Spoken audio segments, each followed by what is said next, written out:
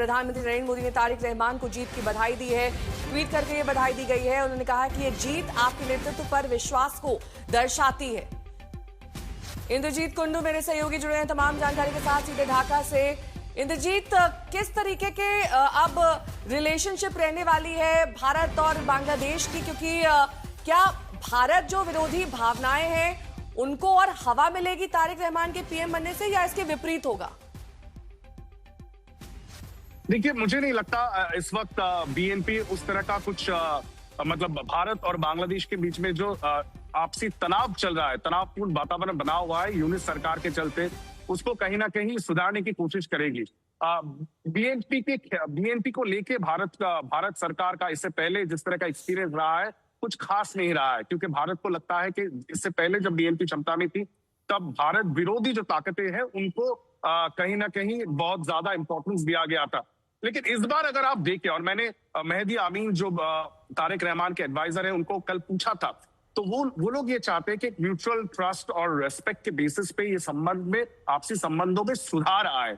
हालांकि शेख हसीना इस वक्त भारत में है, उनको इंटरनेशनल क्राइम ट्राइब्यूनल ने कन्विक्ट किया है और अवामी लीग पर प्रतिबंध लगाई गई है। तो कहीं ना कहीं भारत और बांग्लादेश के संबंधों के बीच में वो एक बहुत इंपॉर्टेंट फैक्टर बन सकता है। लेकिन बीएनपी ने अभी तक इसके ऊपर इस चुनाव प्रोसेस में भारत के खिलाफ उस तरह का कोई बयान नहीं दिया है, चुप्पी साधी हुई है और सबकी नजर और निगाहें इसी के ऊपर रहेंगे कि तारिक रहमान क्या कहते हैं। लेकिन उनका अगर मैनिफेस्टो आप देखिए बीएनपी का, उस मैनिफेस्टो में अलग से इंडिया का जिक्र नहीं था, लेकिन जो नेबरिंग कंट्रीज हैं उनके साथ आपसी संबंध अच्छा हो, बेहतर हो, इसके बारे में उन्होंने चर्चा की है। और जैसा कि प्रणय भी कह रहे थे कि क्योंकि इस पूरी इलेक्टोरल फ्रेम में जमात और बीएनपी के बीच में लड़ाई चल रही थी और जमात के ऊपर भी पाबंदी था अवामी लीग के समय में। अब जमात का जिस तरह का राजनीति है, वो शारिया कानून लागू करना चाहते हैं बांग्लादेश में। बांग्लादेश की राजनीति में महिलाओं का बहुत बड़ा एक योगदान है और कल पूरा दिन हमने देखा कि किस तरह से भारी तादाद में महिलाएं बाहर आके वोट कर रही थी। तो इसका एक असर हुआ क्योंकि जो लिबरल प्रोग्रेसिव पॉलिटिकल स्पेस है, बीएनपी के लोग ये कह रहे थे कि हम लोग उस स्पेक्ट्रम में उस स्पेस को वो ऑक्यूपाई करना चाहते हैं in the absence of Awami league. अब इन हिसाब से एक ओवरऑल सबको मिलजुल के ले जाने की कोशिश हो सकती है और एक रिकॉन्सिलिएशन का टोन भी बीएनपी के बीच में, बीएनपी के जितने भी लीडर्स हैं उनके स्वर में सुनाई दे रहा है। मुझे लगता है भारत के साथ रिश्तों में सुधार की कोशिश जरूर होगा। और जब प्रधानमंत्री नरेंद्र मोदी ने खुद इस तरह से कॉन्ग्रेचुलेट किया है, आपको याद होगा जब खालिदा जिया की मृत्यु हुई तब फॉरेन मिनिस्टर एस जयशंकर खुद आए थे ढाका और तारिक रहमान से खुद पर्सनली मिलके भारत की ओर से ऑफिशियल कंडोलेंस मैसेज जो है उनको सौंपा गया था। तो ये आउटरीच आज नहीं, चुनाव से पहले ही भारत कर रहा है, क्योंकि भारत को पता था कि इस तरह का अगर चुनाव होगा तो मेन स्ट्रीम पॉलिटिकल पार्टी में सबसे बड़ी पार्टी, आपके पीछे कुछ तस्वीरें भी हमको दिखाइए वहां पर किस तरह से माहौल है, क्योंकि जो अभी ताजा स्थिति दिखाई दे रही है वहां की सड़कें खाली दिखाई दे रही है। क्या इस वक्त ढाका में चल रहा है? देखिए, मैं इस वक्त कारवा बाजार इलाके में हूँ ढाका में। ये ढाका शहर सुबह आप देख सकते हैं अभी थोड़ा सा खाली दिख रहा है क्योंकि पिछले 2 दिन में ये एक नेशनल हॉलीडे था, चुनाव का माहौल था। आज कंपैरेटिवली ज्यादा गाड़ियां दिख रही हैं क्योंकि लोग बाहर निकल रहे हैं, अपने दफ्तरों के लिए जा रहे हैं। अभी तक दरअसल ऑफिशियली जो इलेक्शन का रिजल्ट है वो डिक्लेयर नहीं हुआ है और बीएनपी की ओर से देर रात तक ये बता दिया गया है कि कोई भी समर्थक बाहर आके कोई जुलूस ना निकाले, क्योंकि आज जुम्मे का नमाज भी है। तो वो लोग चाहते हैं कि जुम्मे के नमाज में वो खालिदा जिया के प्रति वो अपना सम्मान दिखाए और इस प्रेयर में वो शामिल हो। इसीलिए बीएनपी के चेयरपर्सन तारिक रहमान ने खुद ये अपील किया है अपने समर्थकों के कि वो किसी भी तरह का जुलूस आज वो ना निकाले। ठीक है, मेरे सहयोगी अनुपम मिश्र भी जुड़े हुए हैं तमाम जानकारी के साथ। अनुपम, जो बॉर्डर पर परियोजनाएं हैं, तारिक रहमान के प्रधानमंत्री बनने से इन परियोजनाओं पर कितना असर पड़ने वाला है?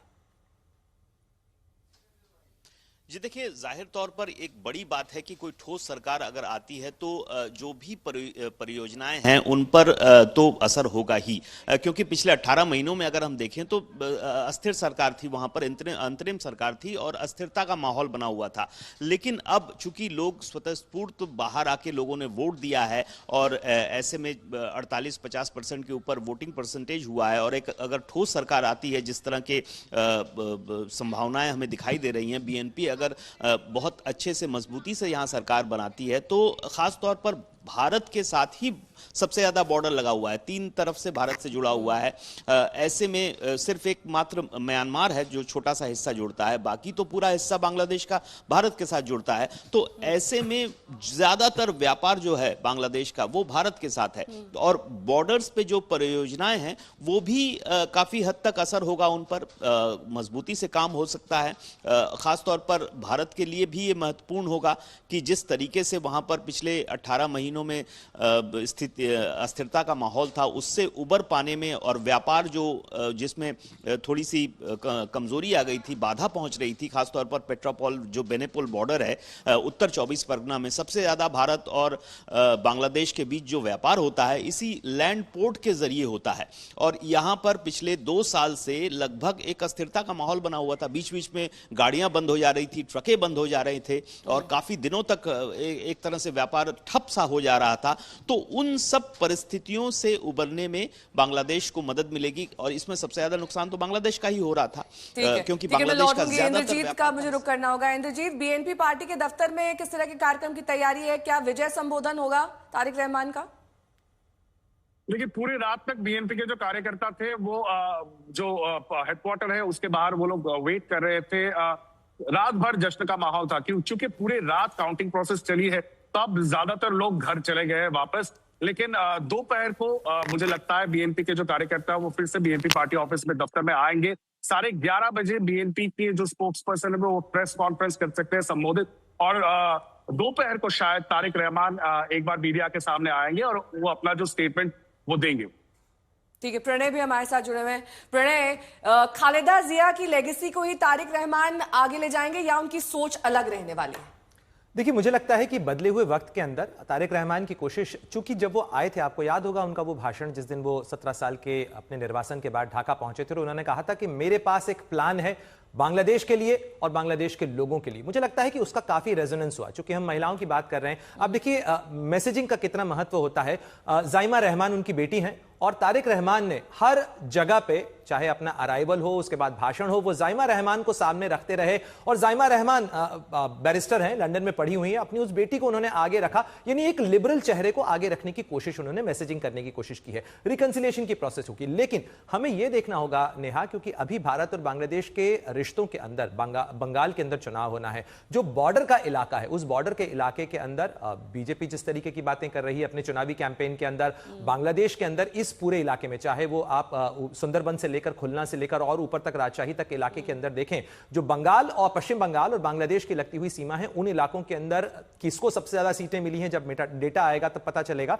और साथ ही क्या उसको लेकर यह बयानबाजी तल्खी में भी बदल सकती है, इसके बारे में सावधानी रखनी होगी। लेकिन चूंकि तारिक रहमान एक बड़े शिफ्ट के साथ में, एक नए बांग्लादेश के साथ में, चूंकि रेफरेंडम भी हुआ है यहां पर नए बांग्लादेश को बनाने को लेकर, उस वादे को वो कैसे डिलीवर करते हैं, क्योंकि 40% बांग्लादेश की आबादी के अंदर जेंजी है, उस जेंजी ने यह बदलाव किया था, तो उनकी एस्पिरेशंस को पूरा करना बड़ी जिम्मेदारी होगी तारिक रहमान की। साथ ही बांग्लादेश को संभालना बड़ी जिम्मेदारी होगी। क्या हिंदुओं की हत्याओं पर पूर्णतः अंकुश लग पाएगा? अपेक्षा तो है, लेकिन बांग्लादेश के अंदर देखिए, तारिक रहमान कुछ भी कहें, बांग्लादेश के अंदर जो नीचे बीएनपी का संगठन है, बीएनपी के जो लोग हैं, जो बीते 15 साल से राजनीति को करते रहे, उनमें कितना वो सोच का बदलाव कर पाएंगे, क्योंकि अनफॉर्चुनेटली अब से कुछ देर पहले भी रिपोर्ट आई कि जो दिनाजपुर इलाका है, वहां का बीरगंज उपजिला है, वहां पर हिंदुओं की बस्ती के अंदर आगजनी की कुछ घटनाएं हुई हैं।